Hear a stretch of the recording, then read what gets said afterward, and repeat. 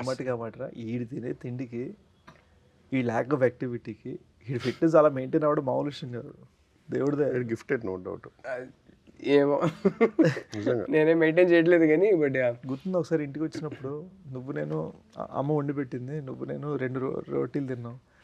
మనోడు అరే వాడింట్లో తిన్నాడురా రోటీస్. నేను జోక్ గా నేను కౌంట్ చేసా అక్కడ. ఆ రోజు కొంచెం మోమాటం తక్కువ తిన్నా. వాడు అరే జోక్ కాదు, మరి ఎగ్జాజరేషన్ కాదు. 16 తిన్నావు కదా రోజు. యూజువల్ 16 రోటీస్ తిన్నాడు రా. తింటానే ఉంటున్నారు రా.